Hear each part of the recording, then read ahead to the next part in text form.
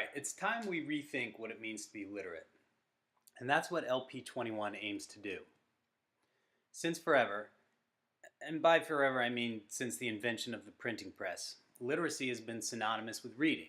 A literate student is a reader and a writer. And that's the way it's been for a long time.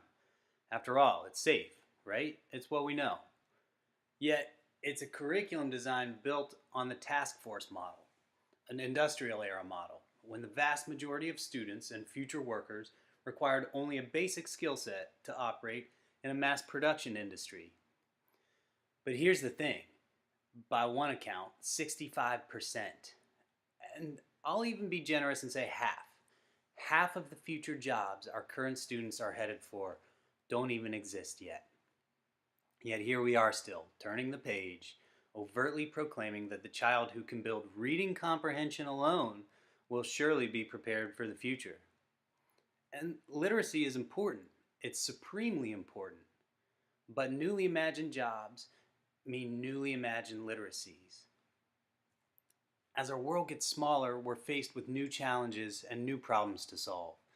With them, the very essence of how we communicate and disseminate information changes. Our internet moves at lightning speed, and so must our thinking. The Literacy Project attempts to harness that notion that literacy is as complex and shifting as our informational age.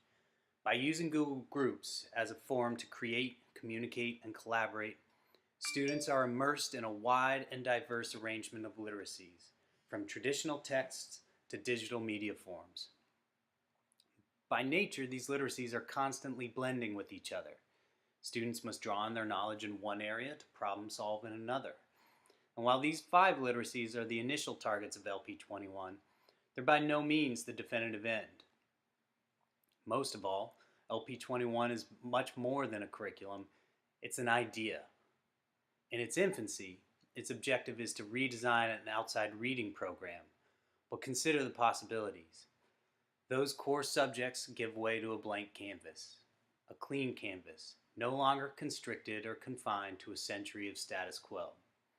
How strange it is that as a society built on embracing opportunity and betterment, our greatest venue for realization, our school system, remains stagnant on such a large scale.